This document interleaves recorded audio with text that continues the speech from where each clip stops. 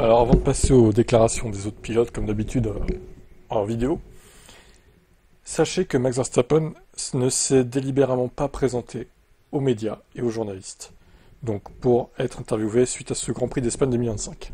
Il n'a pas eu les couilles, votre Max, d'affronter la presse et les journalistes pour s'expliquer sur son comportement putassier. Nous n'aurons donc pas d'interview de lui.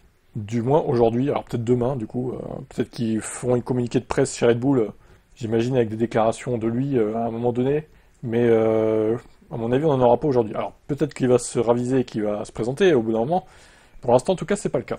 Rosberg critique sévèrement Verstappen pour avoir intentionnellement percuté Russell. Alors selon lui, le premier contact était de la faute de George parce qu'il est entré trop fort, il a fait du survirage et a touché Max, qui a ensuite dû emprunter la route de sortie. Ouais, alors ça, c'est... je suis moyennement d'accord, on va dire. Moi, je trouve que quand il a coupé le virage, je trouve qu'il s'est pas un peu... Il s'est pas foulé, en fait, Max. Il s'est dit, vas-y, flemme, sinon on va se toucher. Et encore, c'était même pas sûr qu'il allait se toucher, en vrai. Je pense qu'il aurait pu prendre le virage. Bon, il s'est dit, vas-y, je coupe, dans le doute.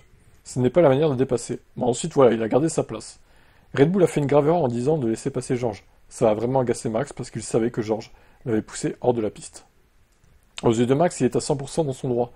Pourquoi me dites-vous de faire ça? Regardez, je vais vous montrer ce qu'il a fait.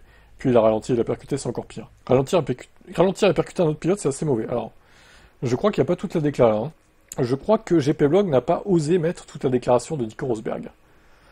Le mouvement à Verstappen était vraiment mauvais. Il mérite le drapeau noir. Il a percuté Russell volontairement. Il n'y a pas d'autre choix. Voilà. Ça, je préfère. Alors, ils ajoutent que il va être à 11 sur 12 au lieu de 10. Moi, je pensais qu'il était à 8, donc ça mettrait à 10.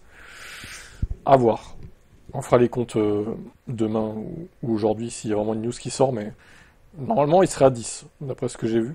Ce qui reste assez dangereux quand même, hein, sachant qu'il reprend les premiers points fin juin là. Donc en gros, voilà, Rosberg a déclaré qu'il méritait le drapeau noir, tout simplement. Alors moi, j'aurais peut-être pas mis le drapeau noir, c'est peut-être un peu exagéré. J'aurais peut-être mis un stop and go, pour marquer le coup quoi. Voire peut-être 3 places sur la prochaine grille de départ. En vrai, 10 secondes plus 3 places sur la prochaine grille, à la limite, ou 5. Ça m'aurait paru assez cohérent, ça aurait bien pénalisé, ça aurait bien calmé. Mais je pense pas qu'il fasse ça, mais bon. Alors apparemment, t'as Horner qui a demandé une enquête sur Leclerc aussi. Parce que évidemment, il a dû dire, bon, t'inquiète pas Max, on va essayer de voir si on peut faire pénaliser Leclerc. Parce qu'il nous a rentré dedans en ligne droite. Et beau move de Charles, hein, d'ailleurs. C'est ça qui a commencé à l'énerver aussi. Hein. En fait, tout s'est succédé en quelques minutes, quelques secondes même. Et il a pété un câble, son cerveau il a vrillé quoi. Mais j'adore le voir vriller comme ça. On se délecte en fait.